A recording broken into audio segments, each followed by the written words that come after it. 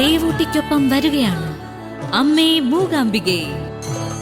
എല്ലാ ദിവസവും രാത്രി 8:30 നമ്മുടെ സ്വന്തം സൂര്യ ടിവിയിൽ.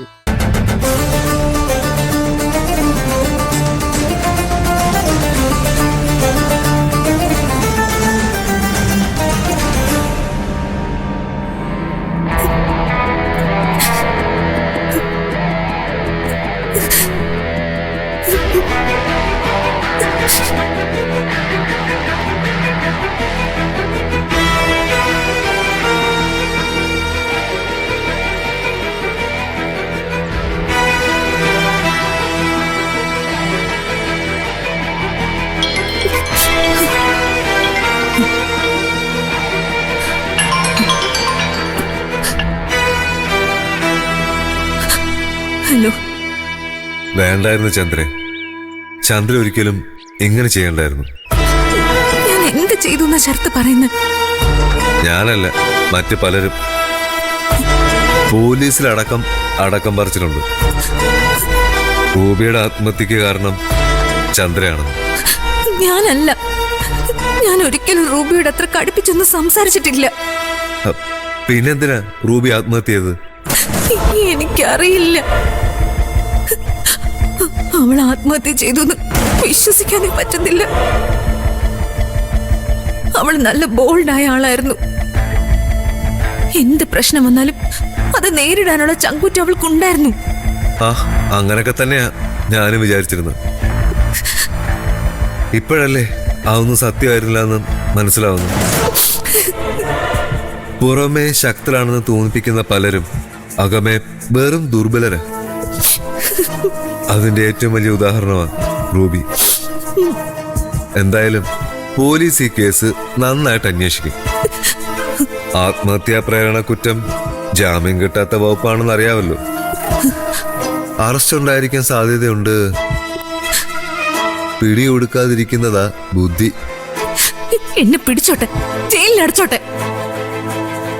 എനിക്കറിയാം ഞാനൊരു തെറ്റും ചെയ്തിട്ടില്ലെന്ന്.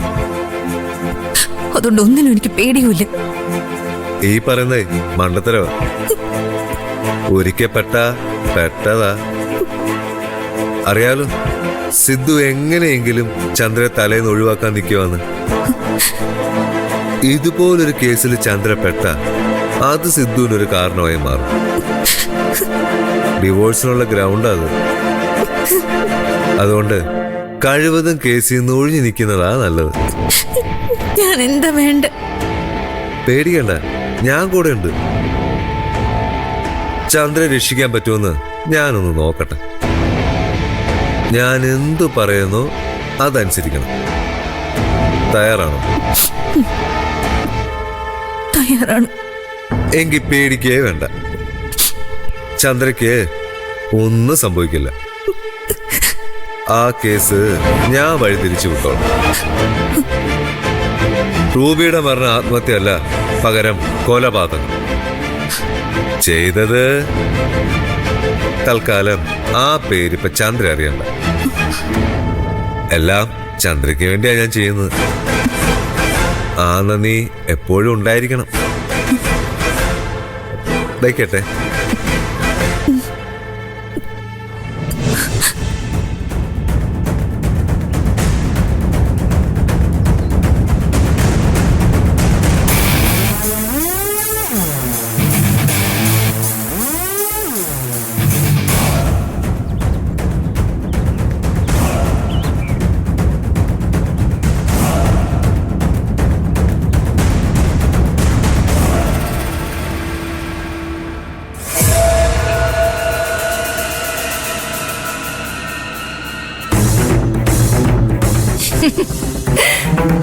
അയ്യോ, എന്തൊക്കെ കോലാഹലങ്ങളായിരുന്നു.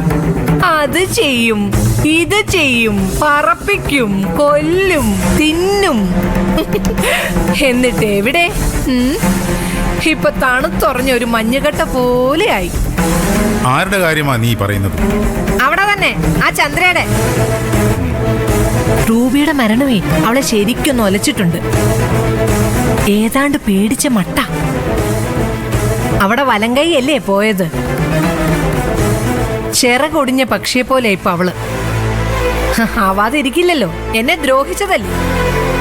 എന്നെ അകത്താക്കാൻ ചുക്കാൻ പിടിച്ചവളാ റൂബി. കിട്ടിയത് കണ്ട.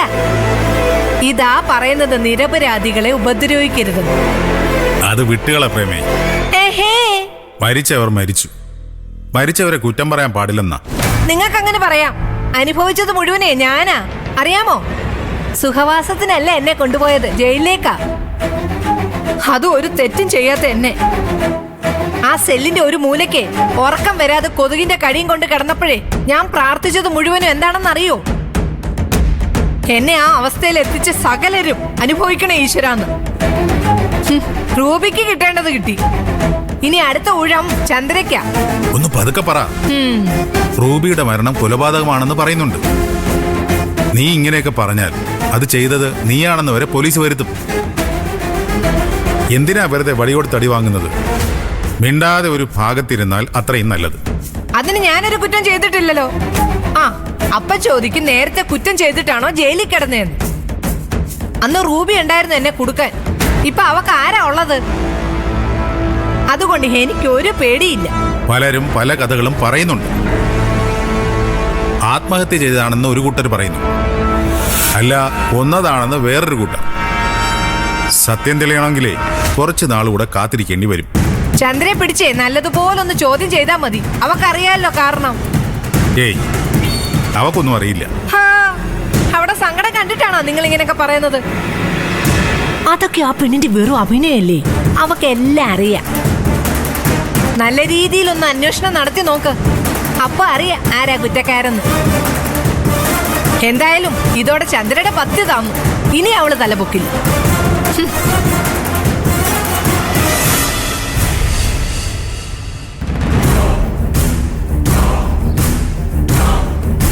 ആത്മഹത്യയാണെന്നാണ് പോലീസുകാർ പറയുന്നത്. പച്ചക്കള്ളം. റൂബി ഒരിക്കലും ആത്മഹത്യ ചെയ്യില്ല.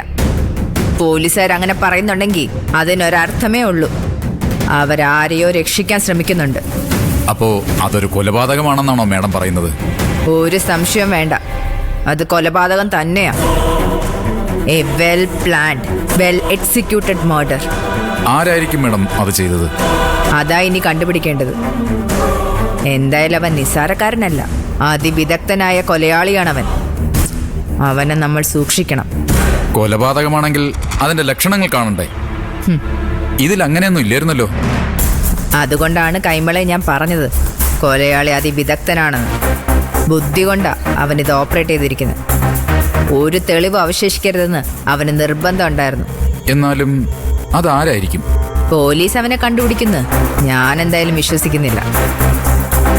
ഒരു വനിതാ എസ്ഐയെ കൊന്നു എന്നുള്ള വാർത്ത പുറത്തു വന്നാൽ